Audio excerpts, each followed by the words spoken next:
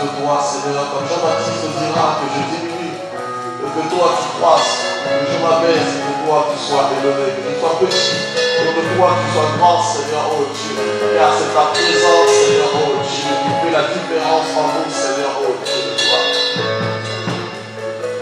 Nous voulons plus de toi, Seigneur, plus de ton esprit, plus de ta parole, Seigneur, plus de ta connaissance, Seigneur, oh Dieu, plus de ta manifestation, plus de ta révélation, Seigneur, oh Dieu de gloire, plus de ta gloire, Seigneur, oh Dieu. Oui, Seigneur, nous voulons, Seigneur, nous laisser environner de toi, Seigneur, oh Dieu de gloire. Nous laisser envelopper, Seigneur, par ta lumière, Seigneur, oh Dieu, comme un manteau, Seigneur, oh Dieu de gloire. Nous voulons, Seigneur, comme Ésaïe, dira dans Ésaïe 6 que, Seigneur, oh Dieu de gloire, que le corps de ton temple, Seigneur, oh Dieu, de ta robe, Seigneur, oh Dieu de gloire, remplis ce temple que nous sommes, Seigneur, oh Dieu, ces hommes et ces femmes que nous sommes, Seigneur, oh Dieu, que nous soyons enveloppés, Seigneur, oh Dieu de gloire. Oui, Seigneur, oh Dieu, de ta robe, Seigneur, oh Dieu de gloire. Oui, Seigneur, oh Dieu. Oui, Seigneur. Remplis de toi, Seigneur, Dieu, de ta bénédiction. Remplis de ton esprit, Seigneur, oh Dieu, car ton esprit sort des profondeurs, Seigneur, oh Dieu de gloire, afin, Seigneur, de communiquer ce qui est de toi, Seigneur, car qui a connu la pensée du Seigneur pour pouvoir l'instruire. Mais nous, au contraire, par ton esprit qui est en nous, Seigneur, oh Dieu, nous connaissons et nous avons en nous, Seigneur, la pensée de Dieu, la vision, le plan de Dieu à notre existence, Seigneur, oh Dieu de gloire. Oui, Seigneur, c'est toi le soleil qui rayonne le visage, Seigneur, la gloire qui brille sur nous, Seigneur, oh Dieu. C'est toi, Seigneur, oh Dieu de gloire, sois magnifié, sois élevé, toi, le gloire brillante du matin, Seigneur, oh Dieu. Quel que soit le temps, les circonstances, les événements, quels que soient les combats, quelle que soit la lutte qui perdure, Seigneur, oh Dieu, nous savons une chose, toi, l'école brillante du matin, nous profiter de la grandeur pour exprimer, Seigneur, oh Dieu, tes œuvres, Seigneur, oh Dieu, la création entière, Seigneur, oh Dieu de gloire, n'est pas assez suffisante, Seigneur, oh Dieu, pour décrire ce que Dieu est, Seigneur, parce que Dieu est l'éternel, Seigneur, le Dieu d'éternité, Seigneur, oh Dieu, toi, tu n'as ni commencement, ni fin de jour, Seigneur, oh Dieu de gloire. Oui, Seigneur, oh Dieu, Hosanna, le Seigneur, toi qui es au-dessus de tout nom, Seigneur, oh Dieu, toi qui es au plus haut des cieux, toi qui es digne de revenir, l'immortalité, oh, dignité, pouvoir, autorité, domination, puissance, au siècle, oh Dieu, louange à ton nom, Seigneur, oh Dieu, toi devant qui les vieillards se prosternent, toi devant qui, Seigneur, les séraphins se prosternent, toi devant qui, Seigneur, oh Dieu, les anges s'aiment, ça, oui, Seigneur, oh Dieu, sois manifeste, Seigneur, oh Dieu, toi qui, Seigneur, l'autre qui en fait de l'apparition, sur terre, les hommes ont prié, Père sur la terre, car le salut est venu auprès de vous. Oui, Seigneur, c'est toi qui donne l'accroissement à la vie, Seigneur, oh Dieu, car la domination, alléluia, sois élevé parce que tu es notre rédempteur, Seigneur, oh Dieu, de moi. Oh, oui, louange, Seigneur, sois toi, il y a point de Dieu, et après toi, il y aura point, parce que tu es celui qui est, oui, Seigneur, oh Dieu. Seigneur, oui, sois béni.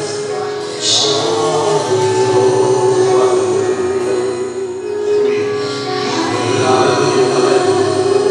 Je connais, toi, le Seigneur, et celui que tu as envoyé, à savoir Jésus-Christ. Jésus, par la celui que nous avons la vie éternelle qui était auprès du Père et qui est venue par nous. Nous l'avons prié, nous l'avons vu de nos propres yeux, nous l'avons entendu. Oui, Seigneur, oh Dieu, de toi,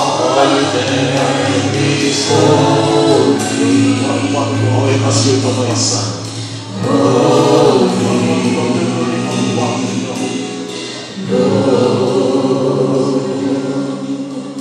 For your name is Lord. For your name is Lord.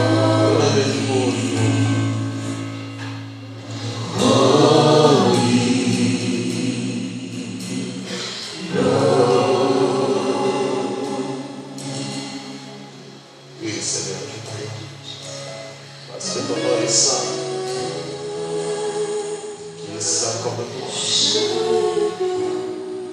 Tu dis dans Lévitique 19:2, mon peuple soit saint. Car moi, votre Dieu, je suis saint. Et en Thessaloniciens 4:3 nous dit ce que Dieu veut, c'est votre sanctification. Que tout votre être, l'âme, le corps et l'esprit soient conservés irrépréhensibles. Oui, Seigneur, nous voulons nous mettre à part de toi. Nous voulons nous sanctifier pour toi, Seigneur.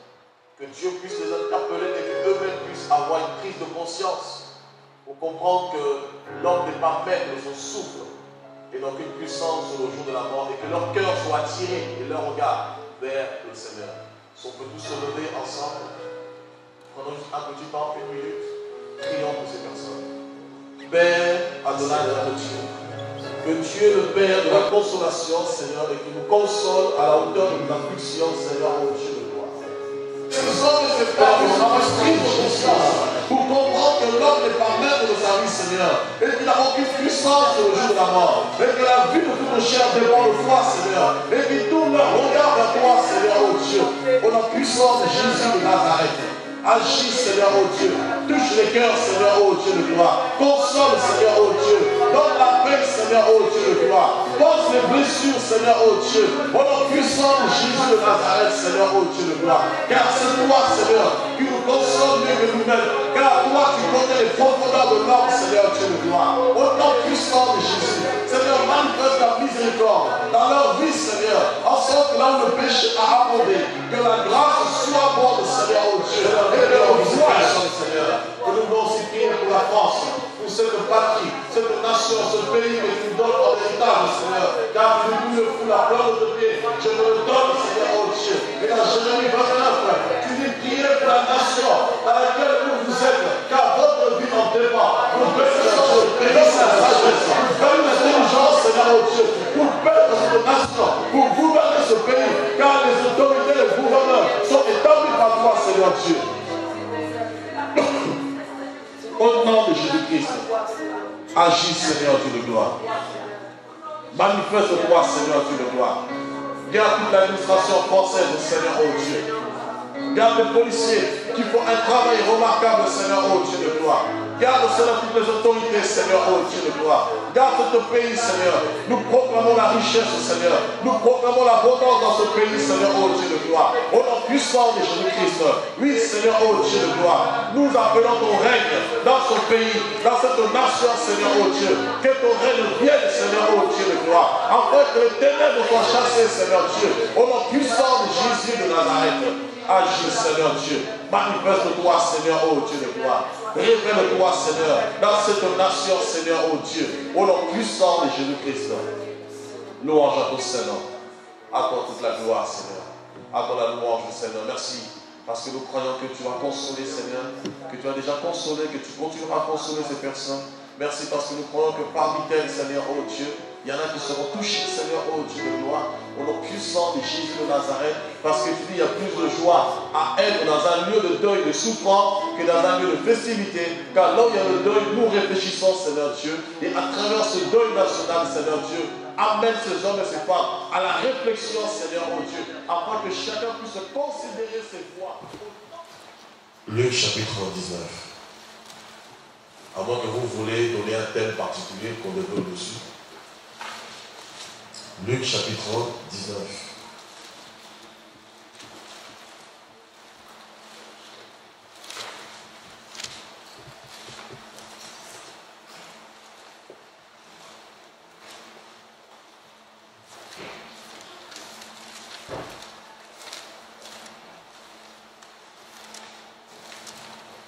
C'est bon? Luc chapitre 19. À partir du verset 11 jusqu'au verset 12. Parce qu'il était près de Jérusalem et qu'on croyait à l'instant le royaume de Dieu allait apparaître.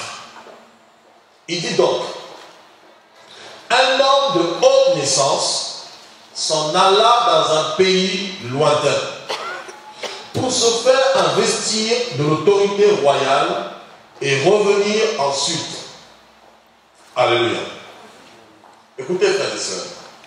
La Bible nous dit ici, après la conversion de Zachée, Jésus va rentrer à Jérusalem, et pendant qu'il s'apprêtait de rentrer à Jérusalem, la Bible dit que la plupart des gens qui étaient là voulaient justement le faire roi. Alléluia. Est-ce que vous me suivez? On voulait tout de suite l'établir en tant que roi, et Jésus va fuir, et tout de suite il va apporter une parabole. Et le thème de ce matin, on va l'intituler « Un homme de haute naissance ». Dis à ton voisin, peut-être que tu es un homme de haute naissance. Dis-lui, n'aie pas peur. Dis-lui, peut-être que tu es un homme de haute naissance. Oh, non. Dis à ton voisin, certainement tu es un homme de haute naissance. Il dit, un homme de haute naissance s'en alla dans un pays lointain pour se faire investir de l'autorité royale et revenir ensuite. Alléluia. Suivez-moi très bien. Ici, lorsqu'ils vont vouloir reconnaître Jésus en tant que Messie, littéralement, ils vont vouloir l'établir, le consacrer roi, l'établir en tant que roi. Comme vous le savez, à l'époque, lorsque Jésus est venu, les Juifs, littéralement, ils étaient sous l'occupation romaine. Alléluia. Donc, ils devaient payer l'impôt à César et ils souffraient cruellement.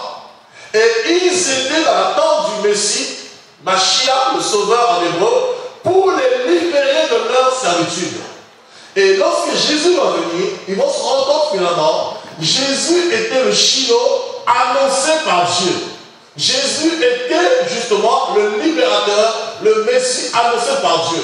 Rappelez-vous dans Luc chapitre 4, lorsque Jésus va rentrer dans la synagogue, il va déplier un manuscrit dont le passage était Ésaïe 61 qui dit littéralement « L'Esprit du Seigneur est sur moi et l'Éternel m'a oint pour libérer les captifs, rendre libres les opprimés, guérir ceux qui ont le cœur brisé, annoncer une année de grâce et apporter la bonne nouvelle. » Et lorsqu'il va finir de faire la lecture, il dira « Aujourd'hui même, cette parole de l'Écriture s'est accomplie. » Donc littéralement, Jésus a voulu dire ce dont a parlé le prophète me concerne et ce passage, au jour d'aujourd'hui, s'accomplit par moi. Donc littéralement, j'incarne ce passage ou je suis ce passage.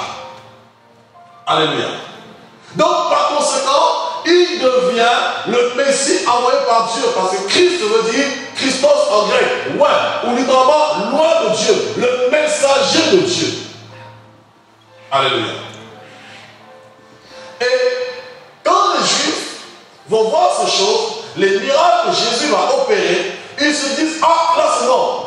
Maintenant qu'il peut son entrée à Jérusalem, officiellement, ah ben maintenant, nous allons le reconnaître en tant que roi, comme ça il va régner sur Israël, il va régner sur Jérusalem. Et Jésus, pour fuir, il va toujours parler en parabole, il va dire, voilà, un homme de haute naissance s'en alla dans un pays lointain pour se faire investir dans l'autorité royale et ensuite il revient. Donc en fait Jésus ici leur annonce littéralement, il faut d'abord qu'il parte et ensuite qu'il revienne. Alléluia. Et ça c'est une partie, on va développer cela lorsqu'on va parler de l'eschatologie. Mais ce matin je vais juste développer la partie de un homme de haute naissance. Alléluia. Est-ce que quelqu'un me suit? Il dit un homme de haute naissance. Je veux dire à quelqu'un ce matin, il y a naissance et naissance. Écoutez, il y a des naissances. Je suis convaincu que le jour où tu es né, il y en a même qui ne sont même pas souciés de ta naissance. Il y en a qui ne savent même pas que tu tu étais né. Le jour où tu étais né, ça s'est limité seulement peut-être au cercle familial, mais pas plus. Même le quartier n'était pas au courant que tu étais né. Alléluia. Écoutez, vous savez, il y a naissance et naissance. Toi, quand ton enfant est né, seulement quelques amis ont su que tu étais né. Mais lorsque l'enfant d'un roi naît ou d'un prince naît, on en fait toute une publicité. Beaucoup de gens savent qu'il s'est passé quelque chose à tel endroit. Toi, lorsque tu nais, ça se limite simplement au quartier.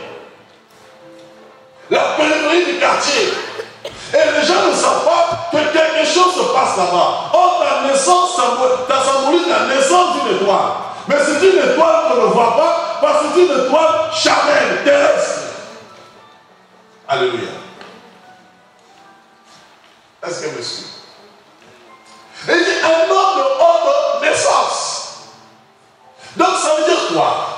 Ici, Jésus leur fait comprendre que sa naissance n'est pas comme toutes les naissances. Que sa naissance particulièrement était une haute naissance. Frère, je veux te dire une chose. Toi qui as Jésus, tu dois être fier de ce que tu es. Le roi David disait dans le psaume 139, je me réjouis de ce que l'Éternel a fait de moi, une si belle créature.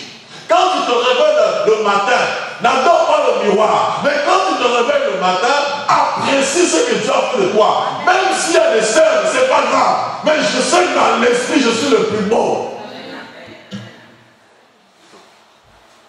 Ce n'est pas le culte de la beauté, vous comprenez? C'est bon, c'est faux. Dieu fait chaque chose belle en son temps. Parce que la naissance de Jésus a chamboulé l'histoire de l'humanité. La naissance de Jésus a chamboulé l'histoire de sa nation. La naissance de Jésus a chamboulé les sorciers. La naissance de Jésus a chamboulé les grands de ce monde. Alléluia. Écoutez, la Bible nous relate l'histoire de sa naissance. Tiens le voisin, un homme de haute naissance. Je veux ce matin que tu saches que tu es de la haute naissance, de la naissance royale. Je vais t'emmener là-dedans.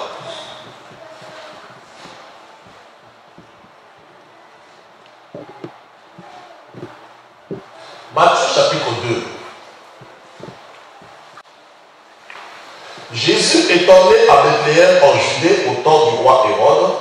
Voici des mages d'Orient arrivaient à Jérusalem et dirent: où est le roi des Juifs qui vient de naître?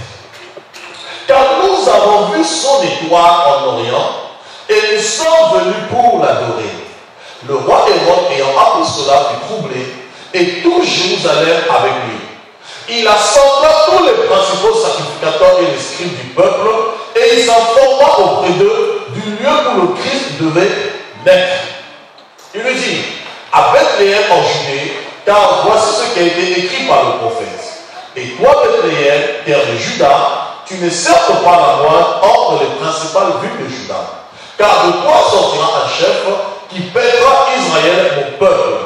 Alors Hérode fit appeler en secret les mages et sortit soigneusement auprès d'eux. Depuis combien de temps l'étoile? Puis il les envoya à Bethléem en disant: allez et prenez des informations exactes sur le petit enfant. Quand vous l'aurez trouvé, faites-le moi savoir, afin que j'aille moi aussi là. Alléluia.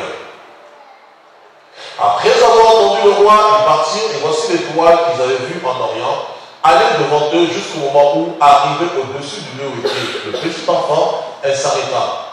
Quand ils aperçurent l'étoile, ils furent saisis d'une très grande joie. Ils entrèrent dans la maison, virent le petit enfant avec Marie, sa mère, se prosternèrent et l'adorèrent. Ils ouvrirent ensuite leur trésor et lui offrirent en présent de l'or, de l'encens et de la myrrhe.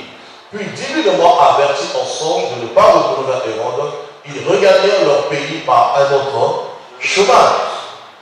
Alléluia.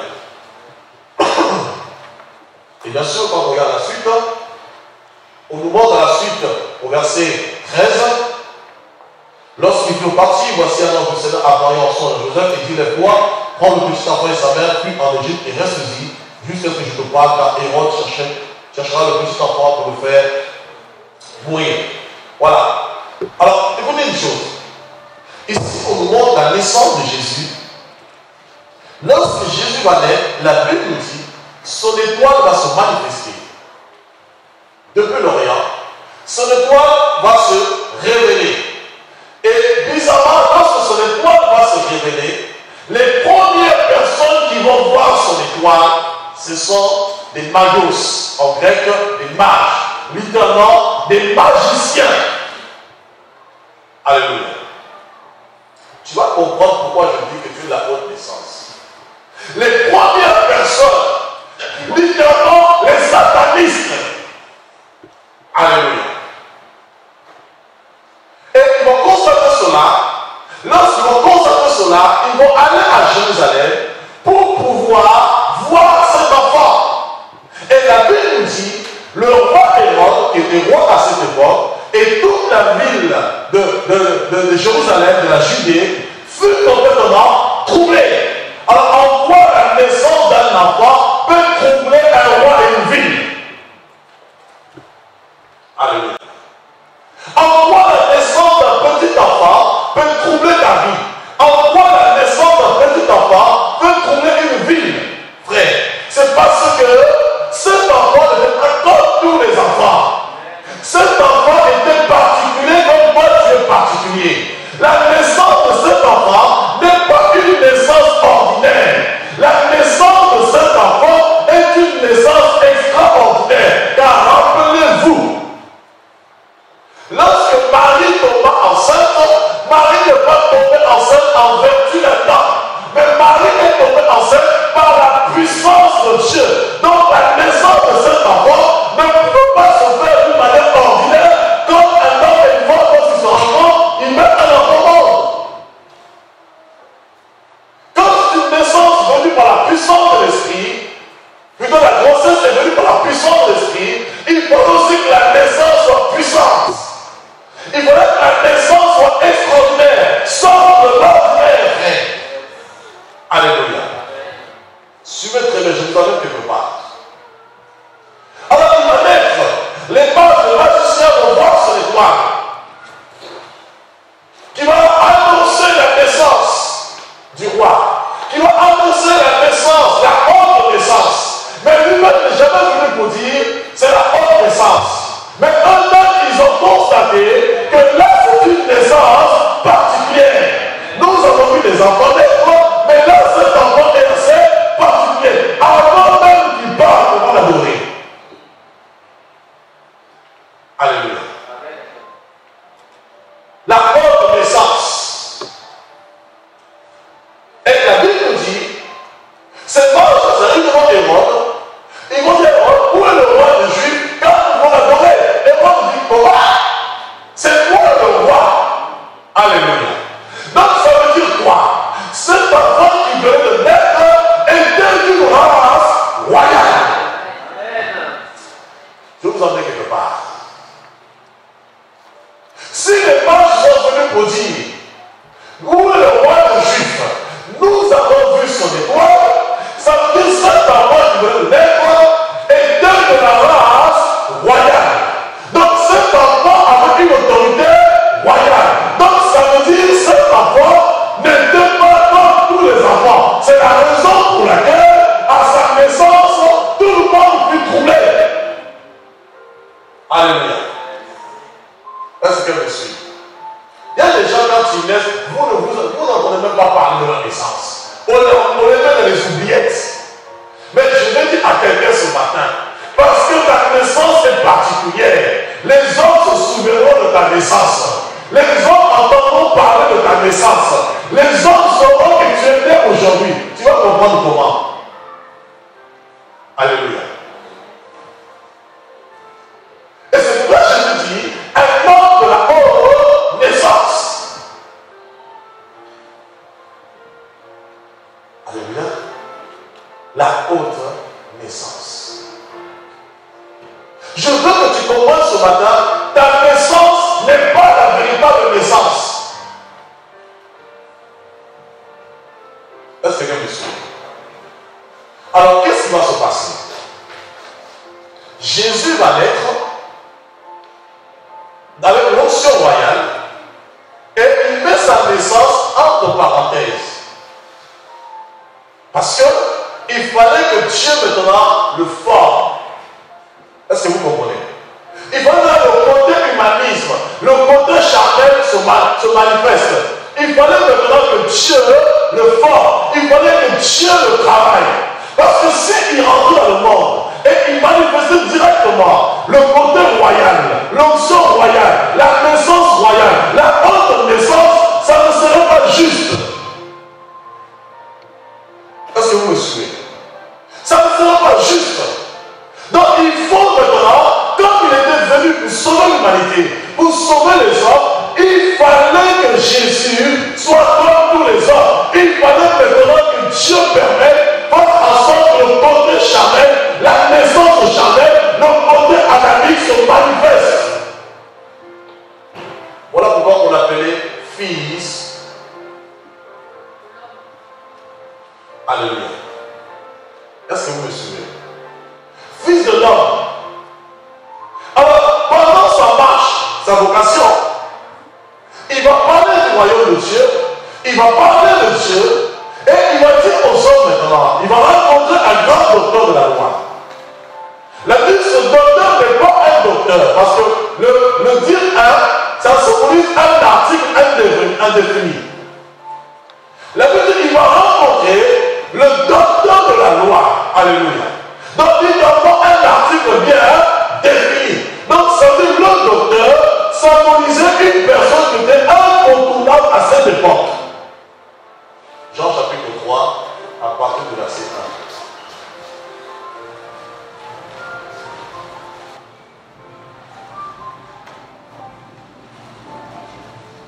Jean chapitre 3, à partir du verset 1. Mais il y eut un homme d'entre les pharisiens nommé Nicodème, un chef des Juifs, qui vint lui auprès de Jésus de nuit et lui dit, Rabbi, nous savons que tu es un docteur venu de... Car personne ne peut faire sinon à le juger si Dieu n'est avec lui. Jésus lui répond, en vérité, je te le dis. Nicodème lui dit, comment un homme peut-il naître quand il est? Peut-il rentrer dans le sein de sa mère et naître? Jésus répondit, en vérité, je te le dis, si un homme est né d'eau et d'esprit, il ne peut entrer dans le royaume de Dieu. Ce qui est né de là, et ce qui est né de, et ne t'étonne pas que je te dis, il faut que vous naissiez de nouveau. Le vent souffle où il veut, et tu entends le bruit, mais tu ne sais ni où il vient, ni où il va. Il en est ainsi de tout homme qui est né de l'esprit. Verset 9. Nicodème lui dit, comment cela peut-il... Verset 10. J'aime beaucoup ça. Jésus lui dit, verset 10, tous ensemble. 1, 2, 3, tous ensemble. 1, 2.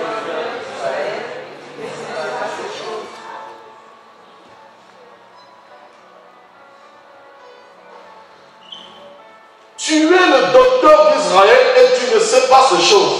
Alléluia. Tu veux voir très bien. Jésus va rencontrer Nicodème. Ils vont s'entretenir. Et pendant qu'ils vont s'entretenir, Nicodème vient faire des éloges. Vous voyez les pharisiens? Jésus lui dit, mon ami, garde tes éloges pour toi. Ça c'est moi qui rajoute, vous comprenez? Garde tes éloges pour toi. Car je te dis, il faut que tu naisses de nouveau. Car si un homme ne naît de nouveau, il ne peut voir le royaume de Dieu. Alors Nicodème me dit, mais comment cela peut-il se faire? Alléluia. Alors Nicodème dit, dois-je rentrer dans le ventre de ma mère et renaître et naître à nouveau?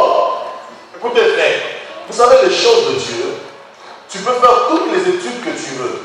Tu peux faire toutes les facultés bibliques que tu veux. Tu peux faire tous les instituts théologiques que tu veux. Moi, je ne suis pas contre ces choses. Ce n'est pas mauvais. Ça amène juste ta connaissance intellectuelle. Mais si tu veux avoir la révélation de Dieu, la connaissance de Dieu, ce n'est pas les facultés ou les instituts qui apportent cela. La connaissance de Dieu, c'est Dans Matthieu 16, Jésus dit à Simon-Pierre, Matthieu 17, heureux sois-tu Simon-Pierre, car ce ne sont ni la chair, ni le sang qui t'ont révélé ces choses, mais c'est mon Père qui est dans les... Alléluia. Les choses de l'esprit, tu ne peux pas le comprendre avec des raisonnements. Les instituts, c'est bon. Ça amène la connaissance intellectuelle. C'est pas mauvais. Mais la révélation, c'est encore mieux. Car la lettre et l'esprit, or, tous ceux qui sont fils de Dieu sont conduits par... Or, logiquement, Jésus pose la question à Nicodème. Mais toi, le docteur d'Israël, tu ne connais pas ces choses. Donc, lorsque Jésus indexe Nicodème en disant, toi, le docteur d'Israël, donc ça symbolise que Nicodème avait une grande renommée. Nicodème était connu. Nicodème était une référence à ce moment-là. Mais malgré toutes ces connaissances, il ne peut pas saisir le mystère de la haute naissance. En fait, je dois vous le faire comprendre. Si tu veux saisir le royaume de Dieu, tu dois faire partie de la haute naissance. Amen. Alléluia. Amen. Et je vous dis, si tu veux comprendre cela, il faut que tu naisses d'eau et d'esprit. C'est le mélange de l'eau et de l'esprit, ça produit la naissance. Amen. C'est pourquoi Jésus lui-même ne pouvait pas naître comme un être humain normalement.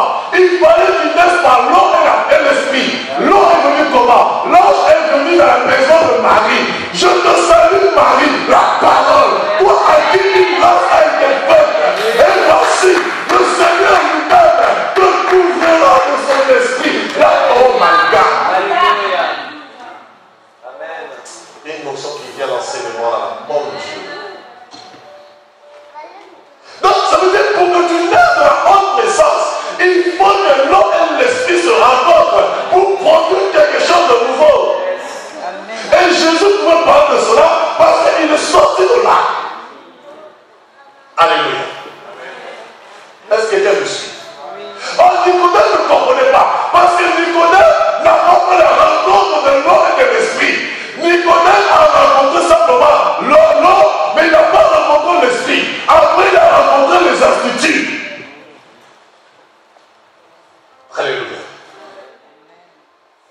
Vous allez comprendre ce que je vous dis. Il dit, mais comment cela peux-tu se faire? Il faut que je connaisse de nouveau. Je dis, mais non, Nicodème. Tu ne peux pas déchirer le ventre de ta mère et rentrer. À ton âge. Parce qu'à l'époque, pour être docteur pharisien, il ne fallait pas avoir moins de 30 ans. Donc je suppose que Nicodème devait avoir au moins 40 ans minimum. Mais à ton âge, je ne sais pas quelle taille faisait-il. Alors imaginez-vous un grand docteur qui se pose encore la question d'éventrer sa mère. Là, tu la tues carrément, c'est un suicide. Et ensuite, rentrer à l'intérieur. Et si maintenant tu mesures plus que ta mère, alors il faut m'expliquer un peu comment tu rentres, comment tu te positionnes. Et ensuite, il faut refermer le ventre. Et comment tu vas sortir? Aïe, aïe, aïe, quelle opération. C'est pas que Dieu prend les sages dans leur propre. La prédication de la croix. 1 Corinthiens 1 nous dit, est une folie pour ceux qui périssent, mais pour nous qui sommes sauvés. Elle est une puissance de Dieu pour le salut de quiconque. Non, Jésus est trop fort. En quoi la mort d'une personne peut produire des millions de vies? Lorsque vous regardez un film, lorsque Schwarzenegger meurt, c'est marqué fin. Mais nous, quand le héros meurt, il marque continue à suivre. Il y a une suite. Il y a une suite à ta vie. Dieu de la haute naissance. Amen, amen, amen. Alors, lorsque Jésus me dit, comment tu ne connais pas ces choses? Pourquoi? Parce que Nicodème étant un connaisseur de la loi des Écritures annonçait clairement la nouvelle naissance, ou littéralement la haute naissance, la naissance d'en haut. Lorsqu'on parle de la haute naissance ici, on parle de la naissance d'en haut, la naissance par excellence. Un homme de haute, haut, c'est en haut, c'est en bas. d'en haut, une naissance qui est haute. Donc si tu es d'en haut, forcément tu es haut. Alléluia. Or, les prophètes, les Écritures ont annoncé la haute naissance. Les Écritures ont annoncé la nouvelle naissance. Nous avons plein de passages dans les Écritures où Dieu disait, je ferai une alliance nouvelle avec Judas et la maison de Jacob.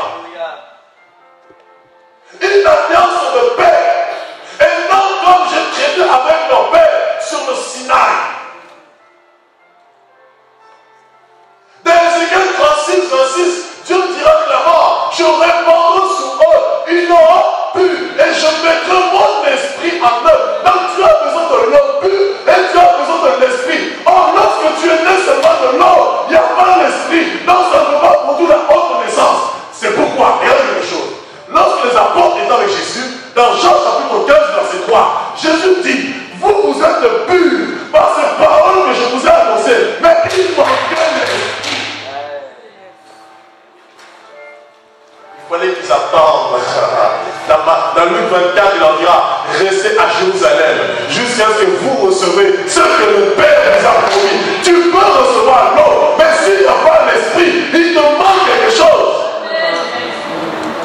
Parce que pour que tu sois né d'en haut, il faut ce mélange, le mixeur. C'est mixer l'eau et l'esprit. Alléluia. Est-ce que quelqu'un me suit? Alors Nicodème ne comprenait pas. En fait, Jésus voulait le faire comprendre. Toi, tu es né de la terre. C'est pourquoi il dira, ce qui est d'esprit est d'esprit. Et ce qui est de la terre est de la terre. En fait, qu'est-ce que Jésus a voulu faire comprendre Nicodème?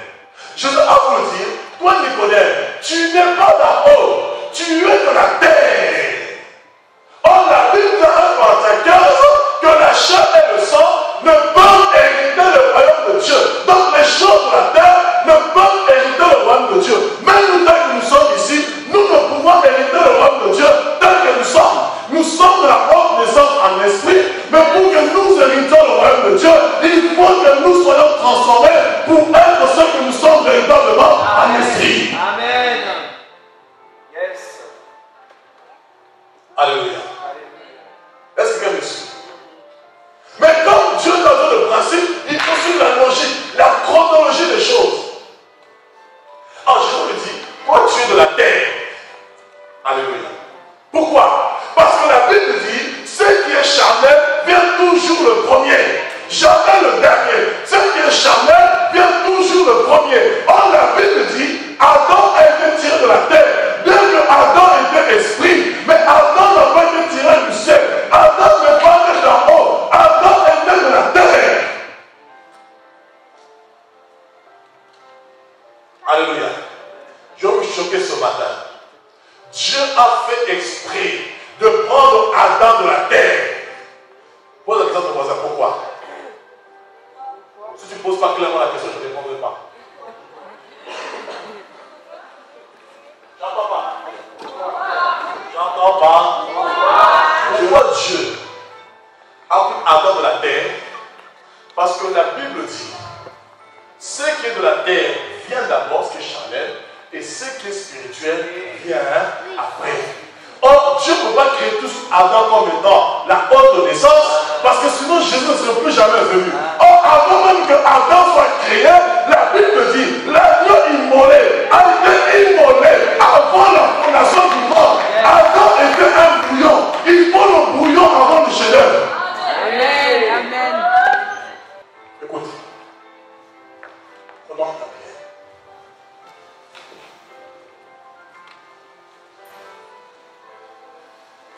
Qui aime la parole ici? On va rentrer dans la parole.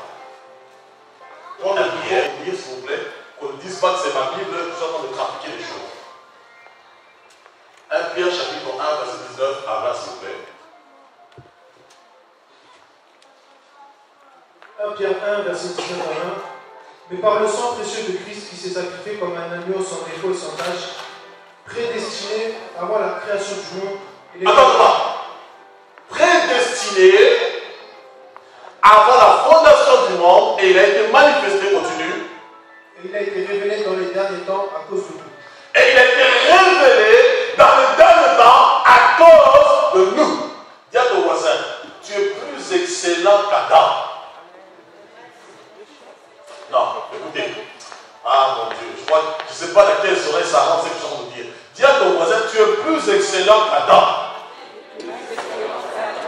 Ne cherche pas à savoir pourquoi, c'est l'ordre de Dieu. La Bible dit par exemple, dans 1 Pierre chapitre 1 au verset 10, les prophètes qui ont prophétisé, touchant la grâce qui vous a été destinée, ils ont fait de ce salut l'objet de leur recherche et de leur investigation. Ils voulaient sonder les Écritures ainsi que le temps marqué par l'Esprit de Christ qui était en eux, et il leur a été dit que ceci n'a pas été donné pour eux, mais ça a été donné pour nous qui sommes les dispensateurs de ces choses. Or, au moment où ces prophètes ont parlé, est-ce que les nations païennes étaient sauvées? Écoutez, au moment où Esaïe parlait, est-ce que toi tu existais? La seule nation qui existait, c'était la nation israélite. Frère, je vais te dire une chose. La puissance de Dieu, c'est quoi? C'est de cacher les choses aux sages de ce monde. C'est de cacher les choses pour ne pas que l'homme connaisse le plan de Dieu du commencement jusqu'à la fin. Est-ce que vous comprenez? Donc ça veut dire quoi? Lorsque Dieu avait créé Adam, il a créé Adam comme étant un brouillon, mais tout en sachant qu'il y a un chef-d'œuvre qui viendra après. Donc il a préparé Jésus pour notre génération, pour notre temps. Il a préparé Jésus pour le siècle présent. Donc c'est pourquoi toi, tu es une génération à part. C'est pourquoi la Bible dit, vous au contraire, depuis les générations anciennes, depuis les temps anciens, mais maintenant que vous avez Jésus, vous au contraire, vous êtes une...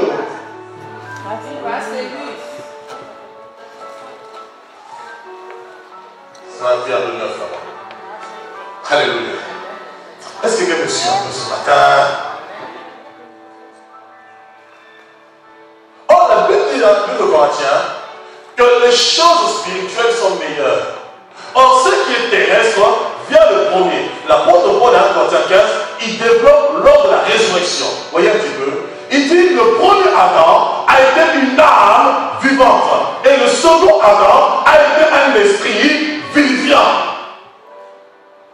Donc ça veut dire quoi? Le premier Adam était terrestre et le second Adam est esprit. Et lorsque Jésus parlait à Nicodème en lui disant ce qui est esprit, parce que Jésus parle souvent en parabole, il faut comprendre l'esprit des prophètes. Il dit ce qui est d'esprit est esprit et ce qui est de la terre est la terre. Mais regardez dans l'ordre, il n'a pas commencé par l'esprit, il a commencé par la terre. Il a dit ce qui est de la terre, vous dites à Nicodème, toi tu es de la terre, toi tu es de la terre, c'est normal que tu parles comme un terrien. Mais maintenant, celui qui est né de l'esprit, il ne parle plus comme un terrien parce qu'il est du royaume. Il a l'onction royale. Il est de la haute naissance. Et quand tu es de la haute naissance, tu es comme le vent. On ne peut pas se saisir, te saisir. On ne peut pas t'attraper. On ne peut pas comprendre d'où tu viens, où tu vas, mais on te voit. Il y a une soeur qui a posé la question. Mais comment ça se fait que nous sommes cachés en Jésus-Christ? Je donne la réponse en même temps.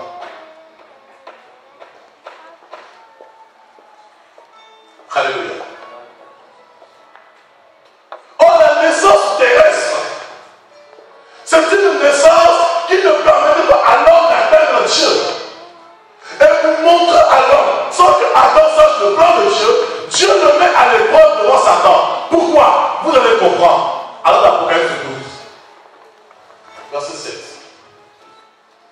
Et il y eut guerre dans le ciel. Michel et ses anges combattirent contre qui? Et le dragon et ses anges combattent, mais ils ne furent pas les plus forts et leur place ne fut plus trouvée dans le verset 9.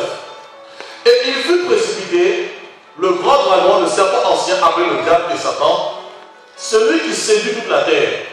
Il fut précipité sur la terre et ses anges furent précipités avec lui. Et j'entendis dans le ciel une voix forte qui disait, maintenant le salut est arrivé ainsi que la puissance pour le règne de notre Dieu et l'autorité de son... Car les dragons furent contre la femme et il s'en alla faire la guerre au reste de sa postérité à ceux qui gardent le commandement de Dieu et qui retiennent le témoignage de Jésus. Alléluia. Il y a tellement de choses à dire dans ce passage-là, mais je reste d'abord sur la haute naissance. Suivez-moi très bien. La Bible dit qu'il va y avoir une guerre au ciel. Lorsqu'il va y avoir la guerre au ciel, l'archange Michel ou Michael va chasser Satan du ciel. Lorsque Satan va être chassé du ciel, il va être précipité sur la terre, lui et ses anges. Et on nous précise que Satan a entraîné un tiers d'ange avec lui. Alléluia. Lorsqu'il a été précipité, la Bible dit justement, c'est bon, le salut de notre Dieu est arrivé au ciel dans les cieux. Voyez. Mais par contre, comme Satan n'est plus dans le ciel, il est parti quelque part. Et la Bible dit, malheur à la terre et à la mer. Pourquoi? Parce que lorsque Satan est précipité, il est descendu sur la terre. Et en même temps, il est descendu sur les régions inférieures, la mer. Est-ce que vous me suivez? Alors, qu'est-ce qui s'est passé? La Bible d'Ézéchiel 28, on nous raconte l'histoire du diable. Parce que Dieu l'avait élevé. La Bible dit qu'à un moment, dans son cœur, il a eu le dessein de prendre la place de Dieu. Et Dieu, à cause de cela, là, va le chasser. Vous voyez un petit peu? Parce que Dieu résiste aux orgueilleux. Et lorsque Dieu va le chasser, Satan va descendre sur la terre. Or, le problème, c'est quoi? Dieu n'a pas créé la terre pour Satan. Dieu n'a pas créé la terre pour que le diable puisse dominer sur sa création. Il était impossible que son adversaire, Lucifer, astre brillant, astre de lumière, devenu Satan, littéralement, diabolo en grec, qui donne adversaire contre ce qui est juste, ou ennemi de ce qui est juste. Donc il était anormal que le diable, l'adversaire de Dieu, puisse régner sous son œuvre. Alors Dieu dit, comme moi je suis sur mon trône, et que les anges règnent dans le ciel, maintenant sur la terre où Satan est descendu, je vais aussi lui fabriquer quelqu'un. Amen. Alléluia. Amen. Et quelqu'un me suit. Dieu dit, je veux lui fabriquer quelqu'un. Qu'est-ce que tu vas faire? Pendant que Satan était là, suivez-moi très bien. Pendant que Satan était là, la Bible dit, Dieu va prendre de la poussière de la terre. Il va fabriquer une personne, un personnage qu'on appelle Adam. Et qu'est-ce qu'il va faire? Il va souffler un souffle en lui. Alléluia. Pourquoi il va souffler un souffle en lui? Pour faire de lui une âme vivante. Et principalement, Dieu a créé Adam volontairement pour justement montrer à Satan, pour que tu ailles, c'est moi qui ai tout pouvoir. Alors, lorsque Adam va le créer, Dieu va lui donner les commandements. La Bible dit ici, plus dans le verset 17, que Satan, lorsqu'il a été précipité sur la terre, il est parti faire justement la guerre à la postérité de la femme et ceux qui retiennent le témoignage de Jésus-Christ. Or, Adam a reçu une parole de la part de Dieu. Tu ne toucheras pas à l'arbre de la connaissance du bien et du mal. Parce que même sur la terre, dans le jardin, avant que Adam soit créé, soit conçu, il y avait déjà l'arbre de la connaissance du bien et l'arbre de vie, qui symbolise Jésus, et la connaissance du bien et du mal qui symbolise le diable. Alléluia. Est-ce que vous me suivez? Donc lorsque Dieu a créé Adam, Adam se retrouve face à ce carrefour. Ces deux arbres, l'arbre de vie, qui est le témoignage qu'il faut conserver. Tant que tu conserves le témoignage, tu as la vie, et l'arbre de la connaissance du bien et du mal, la semence de la mort. Alors, lorsque Adam va être créé, comme Dieu a purifié le ciel, maintenant il dit à Adam, tu mangeras le tout. Mais concernant l'arbre de la connaissance du bien et du mal, tu n'en mangeras pas. Le jour où tu en mangeras, tu mourras certainement. Et ce que Dieu voulait, c'est que Adam conserve le témoignage. Le témoignage, c'est quoi? Ce que Dieu lui avait dit. Alléluia. Mais Dieu, dans sa préscience, quand il est omniscient, il sait toutes choses, il savait déjà que Adam aussi allait échouer. Donc, en prévision, il avait déjà prévu Jésus comme étant le second Adam. C'est pas dans Jérémie 18 qu'on nous parle du potier. La tour du potier. Le potier qui fabriquait le premier vase qui avait échoué, il a fabriqué le second vase qui avait réussi. C'est une métaphore. Parce que Dieu est le divin potier. Or, Dieu ne peut jamais se tromper dans son œuvre. Donc, s'il a permis que le premier vase échoue, c'est pour montrer la première nature. Et le deuxième vase qui a échoué, c'est pour montrer la deuxième nature. Alors, pourquoi c'est la suite? La Genèse 3, on dit que le serpent est le plus opposé de tous les animaux. Il va séduire Adam et Ève et ils vont échouer dans leur vocation. Mais regardez ce qui est bizarre. Ils vont échouer dans leur vocation, mais Dieu ne va pas les abandonner. Suivez-moi très bien.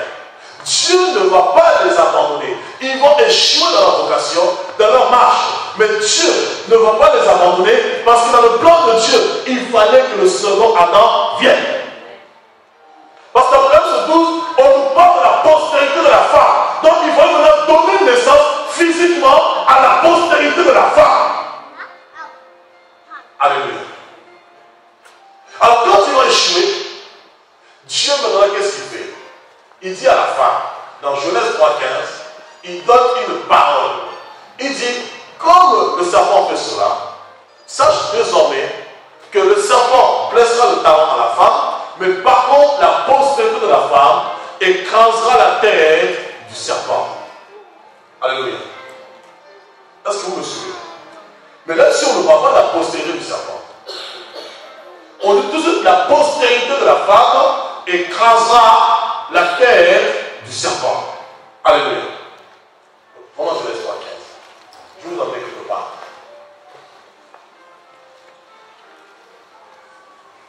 Je mets 3,15.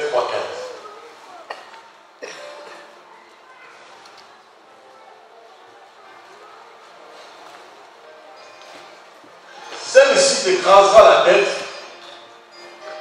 et tu lui blesseras le talon. Alléluia. Je dis, je mets une séparation entre la postérité du serpent, la postérité de la femme, mais celle-ci t'écrasera la tête et tu lui blesseras le talon. Alléluia. On n'a pas dit celle-ci écrasera la tête de ta postérité. Non. Celle-ci t'écrasera la tête et tu lui blesseras le talon. Alléluia. Suivez-moi très bien. Alors qu'est-ce que Dieu va faire dans son amour, dans sa bonté? Il va tuer les animaux. Il va couvrir l'homme de ses peaux d'animaux, bien sûr, pour le sauvegarder, pour le sauver. C'était le plan rédempteur, justement, la rédemption qu'il va accomplir pour Adam et Ève. Et il va permettre que la postérité de la femme vienne à travers un homme qu'il va choisir, qui s'appelle Abraham. Alléluia. Est-ce que vous me suivez très bien? Amen. Et lorsqu'Abraham va venir, à travers Abraham et Sarah, Dieu va créer la postérité symbolisée par Isaac. Et bien sûr la nation que vous connaissez. On trouve la Genèse 49. Maintenant je reviens sur la haute naissance. Donc le premier Adam a échoué. Et au moment où le premier Adam a échoué, malheureusement le premier Adam a reçu la semence du serpent. Donc le premier Adam a échoué dans sa mission. Il n'a pas reconnu le témoignage. Il a reçu la semence du serpent. C'est pourquoi la Bible nous dit, à cause de cette semence, la création entière a été polluée. Dans Romains 8, la création entière a été livrée à la vanité. Littéralement, à la corruption. Donc maintenant, Dieu ne peut pas accepter l'échec. Parce que Dieu n'échoue pas. Tout ce que Dieu fait est bon. Dieu ne peut jamais échouer dans son œuvre. C'est pourquoi je veux dire à quelqu'un ce matin. Même si Dieu t'a fait la promesse, hier tu n'as pas vu la chose, hier tu n'as pas touché la chose, ne t'avoue pas vaincu, parce que Dieu n'a pas encore dit son dernier mot. La Bible dit que lorsqu'il commence quelque chose, il amène à la perfection. Lorsqu'il commence quelque chose, il achève. Tant que Dieu n'a pas achevé son plan dans ta vie, tu finiras par voir. Amen. Et si une prophétie tarde, attends-la, car elle s'accomplira, et elle s'accomplira, parce que ça court vers son terme ou son but. Alléluia. Donc, Jésus dit pourquoi à Nicodème, toi tu es de la nature terrestre, la nature charnelle, la race qui a échoué. J'ai mis Adam devant Satan pour que Adam puisse montrer à Satan que c'est Dieu qui est Dieu. Il va prendre l'homme de la poussière. C'est la même t'écraser, Dieu prend cette poussière et il dit à Satan, je fabrique un homme qui va t'écraser. Amen. Mais l'homme ne veut pas saisir le plan de Dieu. Il n'a pas saisi la pensée de Dieu. Il va échouer. Mais Dieu dit, c'est pas grave. J'ai quand même en réserve un plan. J'ai quand même en réserve quelqu'un. C'est pas lui dans Hébreux chapitre 10, concernant Jésus. Il dira, tu n'as agréé ni holocauste, ni sacrifice. Mais tu m'as donné un corps. Et j'ai dit, voici je viens pour faire ta volonté. Or la volonté de Christ c'était quoi? D'écraser Satan sur la terre. Amen, amen, amen, amen. Alléluia. Parce que dans le ciel, il y a déjà le règne de notre Dieu. Satan a été précipité, le règne de notre Dieu se manifestait. Maintenant, le problème c'était la terre est sous la terre. C'est là où il y avait un problème. Il fallait maintenant régner sous la terre et sous la terre. C'est pour ça que Dieu a créé Adam. Il dit à Adam quoi? Je te donne pouvoir, tout pouvoir sur la terre. Il a dit dans Genèse 1:26, Dieu dit, créons l'homme et la femme à notre image, à notre ressemblance, afin qu'ils dominent sur la terre, sur la mer, etc. Donc c'est l'homme avec la domination sur la terre et sous la mer. Donc au moment où Dieu a créé l'homme, bien que Satan régnait, Dieu avait quand même donné le plan de pouvoir à l'homme sur le diable, sur la terre et sous la terre. Mais l'homme n'avait pas compris le plan de Dieu, la vision de Dieu. Maintenant, Jésus va venir, Dieu va sortir Jésus, la roue de secours, l'issue de secours, le plan parfait de Dieu pour restaurer la condition de l'homme, pour aussi restaurer la domination de Dieu aussi bien dans le ciel, sur la terre et sous la terre. Et lorsque Jésus vient, il fait son entrée sur la terre. Dans Luc chapitre 1, lorsque Jésus va naître, lorsqu'il fait son entrée sur la terre, regardez ce qui va se passer. Les anges vont dire, alors l'Apocalypse 12, lorsque Satan a été précipité, les anges vont dire quoi? Malheur à la terre. Mais lorsque Jésus va naître, les anges vont dire paix sur la terre. Les anges vont dire paix. Ça veut dire quoi? Celui maintenant qui va vous restaurer est arrivé. La paix de Dieu arrive au milieu de vous. La grâce de Dieu, la parole de Dieu arrive au milieu de vous à travers cet homme. Donc Jésus était le recours ultime pour Dieu. Il n'avait pas d'autre choix que de réussir. Et tu comprends pourquoi toi aussi tu n'as pas d'autre choix que de réussir. Alors quand Jésus va venir, la Bible nous dit, il va écraser Satan sur le mont Golgotha. Il va annoncer le royaume de Dieu. Il va être tenté de plusieurs manières dans Luc 4, Matthieu 4. Satan va tenter Jésus de plusieurs manières, comme il a fait avec Adam. Vous voyez, c'est Dieu le met toujours à l'épreuve face à Satan. Il va tenter Jésus de plusieurs manières. La Bible dit, aucunement Jésus va faillir. Et la Bible dit après le diable attendra un moment favorable pour le faire échouer justement. Et ce moment favorable, c'était lorsque Jésus était à Gethsémani, pendant qu'il voyait cette coupe, cette souffrance qu'elle a endurée. Parce que Jésus n'a pas remporté la victoire sur le mont Golgotha. Non, Jésus a remporté la victoire dans Gethsémani.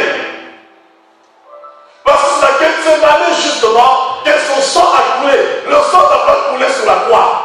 Ça c'était la conséquence finale. Mais le plus grand combat, ce n'était pas la croix. C'est-à-dire, quand tu étais sur le mont Golgotha, le plus grand combat, c'était dans Gethsémani. Et lorsque tu remportes Gethsémani, tu viens simplement accomplir la formalité parce qu'il fallait qu'il écrase la tête. Or, pour que la tête soit vraiment écrasée, au bout de tout ça, il fallait monter sur le mont Golgotha pour actualiser et confirmer la victoire. Le sang de Jésus n'a pas coulé sur le mont Golgotha, il a coulé après, certes. Mais le sang a coulé d'abord dans Gethsémani. C'est dans Gethsémani, il dira Père, s'il est possible. C'est pas sur la croix. Sur la croix, il dit pardonne-leur. Mais dans Gethsémani, c'était le plus grand combat. Non ma volonté, mais comme ta volonté se passe. La Bible dit il m'a même reculé à 3 reprises. Parce que la Gethsémani, c'est là où sa sueur se transformait en sang. C'est là où sa sueur donnait des grumeaux de sang. C'est là où il voyait la souffrance. C'est là où il voyait le calvaire. C'est là où le diable le pressait. C'est là où le diable lui disait maintenant, tu peux régner. Abandonne. Il dit toutefois, non ta volonté, mais que ta volonté soit faite. Et à partir de ce moment, tout était accompli.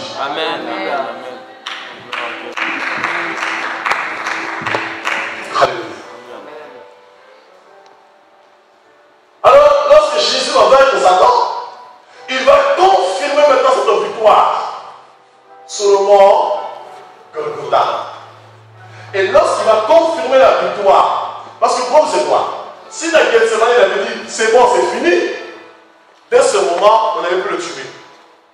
Or, si on ne le tue plus, le plan de Dieu pour l'homme s'arrêtait.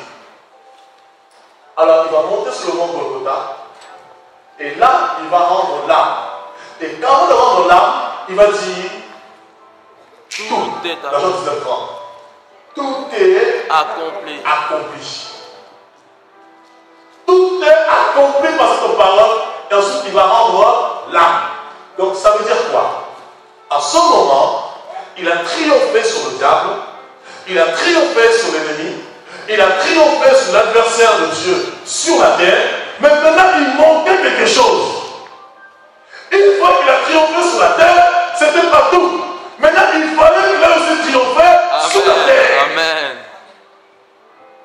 Alors quand tu vas expier, maintenant il va descendre. Pendant les 3 jours qu'il a pris, il va maintenant descendre dans les régions inférieures selon Éphésiens 4, verset 7. Il va descendre dans les régions inférieures et là maintenant il va rencontrer un homme qu'on appelle Monsieur Hadès. Hadès qui veut dire simplement le séjour de mort ou le Dieu de la mort.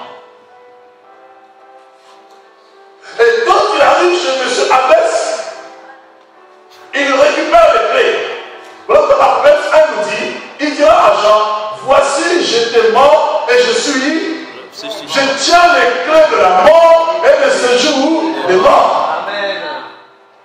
Une fois qu'il va accomplir toutes ces choses, là qu'il leur dira, tout pouvoir m'a été donné.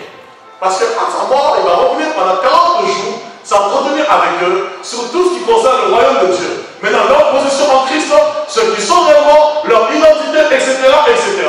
Il dit maintenant, tout pouvoir m'a été donné. Dans le ciel, sur la terre et sous la terre. Maintenant, moi, je vous dis, allez. Est-ce que vous me suivez? Maintenant, pour que ce tout pouvoir se manifeste en toi, il fallait maintenant que tu passes par la haute naissance. Parce que ce pouvoir appartient à la classe de la haute naissance. C'est ceux qui sont nés de la haute naissance qui peuvent manifester et exercer ce pouvoir royal. Or, toi, tu ne sors pas d'une famille royale. Il y en a qui sont des Bretons ici, il y en a qui sont des Corses, il y en a qui sont des BT. Alléluia. Donc maintenant, Dieu, pour pouvoir manifester ce pouvoir royal, cette domination, il te fait passer par la haute naissance. C'est pourquoi il disait à Nicodème, si tu veux voir le royaume de Dieu, le royaume de Dieu, c'est le règne de Dieu, c'est l'autorité de Dieu. Si tu veux vivre le règne de Dieu, tu dois passer par la naissance d'eau et la naissance d'esprit. Lorsque tu rencontres ces deux choses, automatiquement, tu deviens une autre personne. Ta naissance n'est pas une naissance normale. Ta naissance est une naissance extraordinaire. C'est pourquoi, le jour où tu as accepté Jésus-Christ, une étoile s'est détachée. Cette étoile, c'est ce que tu es dans l'esprit. Parce que la Bible dit, ce que nous serons n'a pas encore été manifesté. Et lorsque cette étoile se déplace dans l'esprit, lorsque cette étoile se déplace dans l'esprit, c'est alors il y a une grande joie dans le ciel. Parce que l'étoile annonce la naissance. Alléluia. C'est vrai, Luc 15 dit il y a une grande joie dans le ciel pour un pécheur qui se répand. Parce que tu passes par une nouvelle naissance, il y a une grande joie. Mais après une grande joie au ciel, sur la terre aussi, il y a une persécution. De la même manière que le monde était troublé. Mais lorsque tu acceptes Jésus, dans le monde des ténèbres, il y a un combat, il y a quelque chose qui se passe. Et le monde est dérangé, le diable est dérangé. Parce que tu passes de la puissance des ténèbres à la puissance de Dieu. Donc il y a quelque chose qui se passe. Et Hérode et le monde qui est avec lui, ils sont automatiquement dérangés. Amen.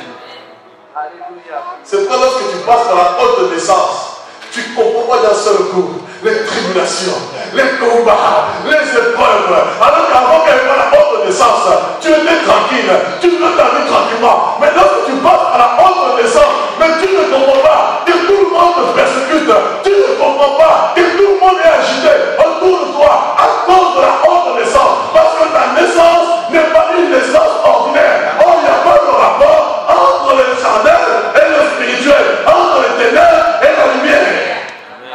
Amen. Alléluia. Il n'y a aucun rapport. Donc lorsque tu passes par la nouvelle naissance, il y a un combat qui s'enclenche. Alléluia. Il y a un combat automatiquement dans le monde de ténèbres par rapport à ta personne.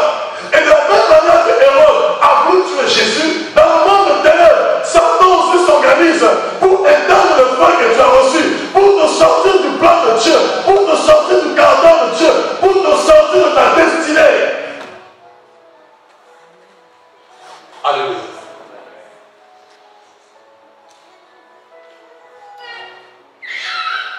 Parce que tu es un homme de la haute naissance.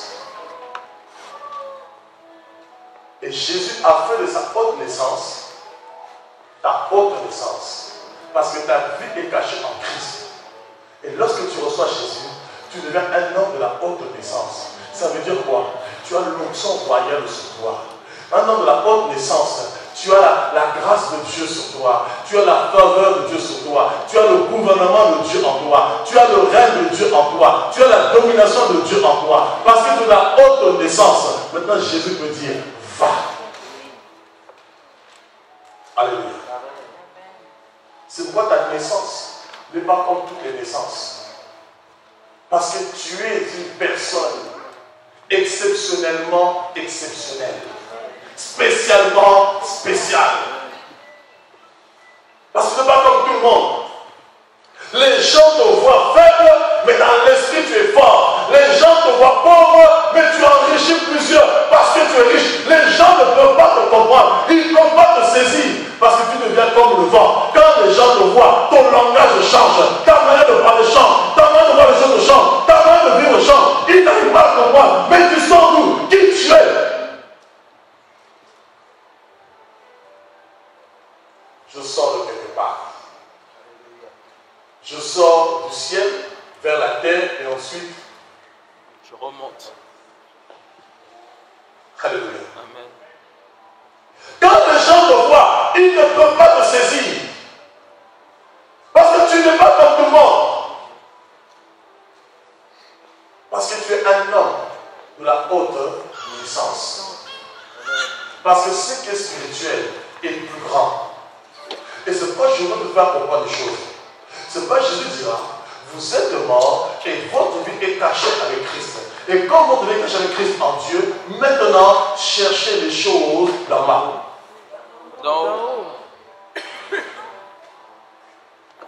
Cherchez les choses d'en haut. C'est quoi les choses d'en haut? Beaucoup de chrétiens servent le Seigneur. Ils prient Dieu. Ils vivent comme des mendiants. Ils vivent comme des faibles. Ils vivent comme des peureux. Tout ça pourquoi? Parce qu'ils ne savent pas qui ils sont. Ils ne connaissent pas leur identité. Ils n'ont pas compris qu'ils ne sont pas terrestres. Ils n'ont pas compris qu'ils sont célestes. Lorsque tu comprends que tu es céleste, et lorsque tu comprends que tu es céleste, et ce qui est céleste est meilleur, pourquoi? Parce que ce qui est terrestre dure un temps, mais ce qui est céleste est éternel. Et lorsque tu comprends que tu es céleste, c'est pourquoi Jésus a dit, celui qui croit en moi ne mourra pas, il vivra. Même s'il meurt, il va vivre. Parce que lorsque tu crois en Jésus, tu deviens le second Adam. Tu n'es plus un terrien, tu n'es plus une âme vivante, mais tu deviens un esprit vivifiant. Et en tant qu'esprit, Dieu te lève dans son corps. Parce qu'il faut qu'il te donne un corps physique matérialisé, mais en tant qu'esprit, tu n'as plus de limite. Amen. C'est-à-dire, si vous avez de la foi comme un grand de se lever, vous dira à cette montagne, ôte-toi de là, jette-toi la mer.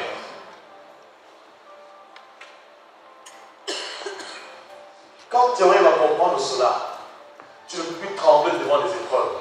Tu ne peux plus trembler devant les combats. Parce que tu comprendras que tout pouvoir t'a été donné. Toute domination t'a été donnée. Parce que tu es de la race à part. Tu n'es pas de la race ordinaire. Tu n'es pas de la race terrestre. C'est pourquoi la Bible dit, vous êtes gens de la maison de Dieu, concitoyens des saints et citoyens des cieux. Parce que notre cité, elle n'est pas terrestre. Notre cité, elle est céleste. Et quand ta cité est céleste, tu dois toujours voir grand. Parce que tu es en haut. Parce que ton étoile brille non sur la terre, mais ton étoile brille en haut. C'est pour ça que Dieu a appelé Abraham. Dieu dit à Abraham, ta postérité charnelle, je ne parle pas en Jésus, je parle physiquement parlant, sera semblable au sein de terre. Mais par contre, Dieu dira à Abraham, lève les yeux. Lorsqu'Abraham va lever les yeux, il verra la postérité céleste, les étoiles du ciel. Or, les étoiles ne sont jamais en bas, les étoiles sont toujours en haut. Donc Dieu lui montrait, plus tard, il y aura une postérité céleste qui va descendre d'Abraham. Or, cette postérité est descendue d'Abraham par Jésus. Amen, amen, amen, amen. Et quand tu as la postérité céleste, tu as toujours le regard fixé vers le haut. La vision. Celui qui regarde en haut, il se voit grand. Celui qui regarde en haut, voit la hauteur. Celui qui regarde en haut ne considère pas la petitesse. Parce que la terre va te montrer les faiblesses. La terre va te montrer les manquements. La terre va te montrer la pauvreté. La terre va te montrer la misère. La terre va te montrer la guerre. Mais lorsque tu regardes vers le ciel, tu regardes la nouvelle Jérusalem. Lorsque tu regardes vers le ciel, tu regardes ta promesse. Lorsque tu regardes vers le ciel, tu vois ta bénédiction. Lorsque tu regardes vers le ciel, tu vois l'éternité. Alléluia. Parce que nous sommes étrangers et voyageurs sur la terre. Nous sommes de passage. Nous sommes de voyageurs. Nous sommes de passage. Donc Dieu ne veut pas que tu t'attaches à la terre. Nous vivons sur la terre, mais Dieu ne veut pas que tu t'attaches à la terre. Parce que la cité est céleste. Il veut que tu aies une vision céleste. Et maintenant, ce qui est paradoxal, il donne l'autorité. Il donne le pouvoir, mais il n'enlève pas Satan. Je vais reprendre. Il donne l'autorité, il donne la domination, il donne le pouvoir, mais bizarrement, il ne retire pas Satan. Je vais reprendre une dernière fois. Il te donne l'autorité, il donne le pouvoir, mais il ne retire pas Satan. Viens te poser pourquoi. Pourquoi? Posons-nous la question, pourquoi? Parce qu'il faut. Posons-nous la question, pourquoi? Pourquoi il ne retire pas Satan? Parce qu'il veut que toi qui es maintenant un second Adam, que tu puisses maintenant montrer à Satan que ton Dieu règne. Amen. Que tu puisses montrer à Satan que ton Dieu est grand. Que tu te vois la Bible dans Éphésiens chapitre 3, au verset 10, les dominations, les principes. Frère, si Dieu t'a laissé encore sur la terre, sinon au jour où tu passais par la nouvelle naissance, Dieu t'envoie directement au ciel. Non, si tu as laissé sur la terre, c'est parce qu'il veut que les dominations, les principautés, les esprits méchants, le monde de ténèbres connaissent la sagesse infiniment variée de Dieu à travers ta vie. Parce que les autres n'ont jamais vu Dieu. Mais toi, tu as la pensée de Dieu. Tu as l'esprit de Dieu. Et c'est toi qui vas révéler Dieu sur la terre. C'est pourquoi Dieu t'a pas laissé sur la terre. Je veux dire à quelqu'un ce matin, ta vie a un sens. Ta vie a un but. Si tu n'as pas connu le sens de ta vie hier, je veux dire une seule chose. Dieu va t'emmener dans ta destinée. Si Dieu t'a laissé sur la terre, c'est parce que tu as une œuvre à accomplir avec lui. Amen. Oh, ma vie ne sert à rien, je ne comprends pas, je n'avance pas. Qui t'a dit que tu n'avances pas? Qui t'a dit que tu n'avances pas? Les épreuves, les souffrances du temps présent ne sauraient se comparer à la gloire à venir. Quand Dieu te regarde, il ne voit pas aujourd'hui, le 11 janvier. Quand Dieu te voit, il te voit dans l'éternité, déjà accompli, déjà parfait. Il te voit dans le tout est accompli. Amen. Maintenant, il veut que tu marches dans le tout est accompli. Il veut que tu sois ce que tu es dans l'esprit. Voilà pourquoi il te laisse sur la terre pour montrer aux dominations, malgré ta faiblesse charnelle, malgré que tu es fait de chair, mais pour montrer aux dominations principautés que ton Dieu est avec toi, que ton Dieu est puissant, que ton Dieu règne. C'est toi qui vas révéler le règne de Dieu sur la terre. Amen. C'est pourquoi David dans le psaume 82:6. Ne savez-vous pas que vous êtes des fils de Dieu, que vous êtes tous de Dieu, mais cependant, vous mourrez comme de simples hommes. Frère, je vous dis quelque chose. Il y a simple homme et homme compliqué. Tu es un homme compliqué. Tu n'es pas un simple homme. Les simples hommes sont des hommes ordinaires. Ce sont des terrestres. Mais toi, tu n'es pas terrestre. Entre est l'éclat du terrestre, entre est l'éclat du céleste. Toi, tu es de l'éclat céleste. Or, lorsque tu es de l'éclat céleste, tu as reçu le tout. Alléluia. Amen. Mais tu dois te considérer.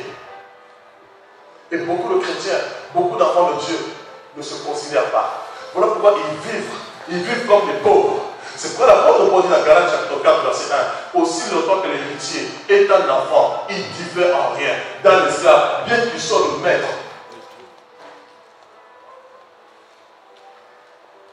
Et beaucoup d'enfants de Dieu vivent comme des esclaves, comme des orphelins, comme des mendiants, comme des pauvres, alors qu'ils sont maîtres de tout. Dieu est leur Père. Alléluia. Les choses d'en haut, c'est pour toi. Les choses d'en haut, c'est pour toi. Le succès de Dieu, c'est pour toi. La réussite, c'est pour toi. Les prodiges, c'est pour toi. Les exploits, c'est pour toi. C'est pas pour quelqu'un d'autre. C'est pour toi. Je veux que tu comprennes que tu es un homme de la haute naissance. Je veux que tu comprennes que ta naissance est haute. Tu ne peux vivre comme les terriens. Tu ne peux avoir un raisonnement terrestre, charnel. Tu ne peux avoir une sagesse démoniaque. La Bible dit, la sagesse de la terre est une sagesse diabolique. Tu dois commencer maintenant à te redire de la sagesse d'en haut. C'est quoi la sagesse d'en haut? Quand les gens disent, ici ce n'est pas possible, la sagesse d'en haut te dit, avec Dieu, j'accomplirai les exploits. Amen. Yes. Quand les hommes se limitent, toi tu dis c'est possible. Quand tu dis c'est la mort, toi tu dis non, c'est pas la mort. Il dort seulement. Même ça fait 4 jours, il dort. Laissez-moi prier, vous allez voir. Amen. Alléluia. La naissance d'en haut. Tu n'es pas sorti de la terre, tu es sorti d'en haut. Commence à voir grand comme le Seigneur. Commence à saisir la pensée de Dieu. Commence à saisir la vision de Dieu. Juste dans Ésaïe 55, verset 8. La parole nous dit, de la même manière, le ciel est élevé au-dessus de vos têtes, de la même manière, mes pensées sont au-dessus de vos pensées. Quand tu es de la naissance d'en haut, automatiquement, il y a une divergence, il y a une différence entre toi et l'homme simple, l'homme terrien, l'homme ordinaire, parce que vous n'avez plus le même langage. C'est pourquoi tu verras, lorsque tu parles à tes amis, ils ne te comprennent pas. Lorsque tu leur parles du Seigneur, lorsque tu leur parles de certaines choses, ils ne te comprennent pas. Ah, toi aussi tu exagères, mais toi tu n'es pas comme nous. Mais c'est normal, même pas quand tes amis te disent tu n'es pas comme nous. Et les chrétiens me donnent plein argument, dès que tu n'es pas comme moi, il veut tout pour être comme lui. Ah! Mais c'est normal que tu ne sois pas comme tes amis, parce que vous êtes plus de la même nature. Pourquoi tu veux vivre comme un charnel intérieur alors que tu es céleste? Amen. Vis comme un céleste. Alléluia. Quand tu vis comme un céleste, tu as l'assurance. J'ai l'assurance. Ni la mort, ni les épreuves, ni les combats, ni les difficultés, ni la vie, ni la disette, ni l'abondance, ni les anges, ni les démons, ni le siècle présent, ni le siècle à venir ne pourront. Alléluia. Quand tu as la vision d'en haut, tu marches avec cette assurance. Amen. Et avec cette assurance, personne ne pourra t'arrêter. Personne ne pourra te stopper dans ta marche. Personne ne pourra te freiner parce que tu vas foncer. Parce que tu sauras en qui tu as cru. Alléluia. Amen. Amen. Et alors, les choses vont finir. Alors, Jean 3, toujours là-bas. Verset 7, hein.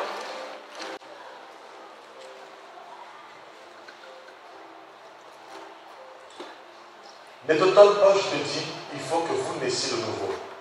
Le vent souffle où il veut et tu entends le bruit, mais tu ne sais d'où il vient, d'où il va. Le nez ainsi tout homme qui est né de l'esprit. Verset 12. Voilà ce qu'il dit. Si vous ne croyez pas quand je vous ai parlé de choses terrestres, comment croirez-vous quand je vous parlerai des choses célestes? Alléluia. Il dit, ne t'étonne pas que je dis, il faut que vous naissiez de nouveau, car le vent souffle, bien sûr. Vous en entendez le bruit, vous savez d'où il vient, mais où il va. Et verset 12, il dira ici, si vous ne croyez pas quand je vous ai parlé des choses terrestres, comment croirez-vous quand je vous parlerai des choses célestes? En fait, qu'est-ce qui se passe ici? Jésus fait comprendre à Nicodème avant que les choses célestes viennent, avant que la naissance d'en haut vienne, il faut d'abord que les choses terrestres viennent. Il faut d'abord que les choses charnelles viennent. Alléluia. C'est quoi je disais tantôt, Adam était le bouillon. Il fallait que Adam d'abord vienne au monde pour que justement le céleste vienne. Et Jésus nous a intronisés dans le céleste. Et en Jésus, nous sommes dans le céleste. Et étant dans le céleste, on doit plus vivre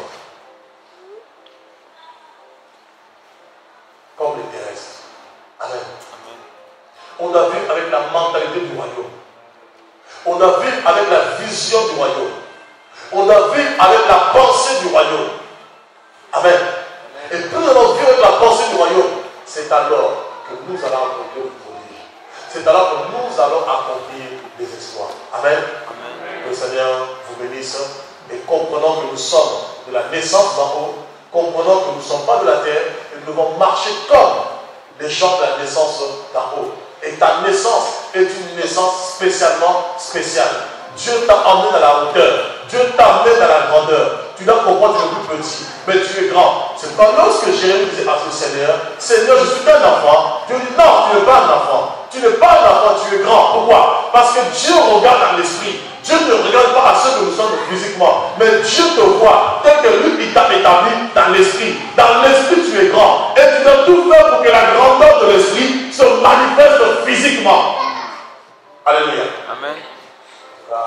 Accrochons-nous, fortifions-nous avec cette parole. Comprenons que nous sommes de la naissance d'en haut. Marchons dans la grandeur, marchons dans l'élévation telle que Dieu nous a établi. C'est alors que nous allons remporter des victoires. C'est alors que nous allons triompher avec le Seigneur. La Bible dit, avec Dieu, nous ferons des exploits. Et je crois avec le Seigneur, nous accomplirons des exploits. Et chacun pour sa vie doit être un exploit. Chacun de nous est un exploit de Dieu. Et pour que ces exploits se manifestent, Dieu permet les épreuves, Dieu permet les combats. Et nous devons rentrer dans ce plan de Dieu pour nos vies, pour voir sa gloire. Amen. Voilà, que le Seigneur en tout cas soit béni. Accrochons-nous et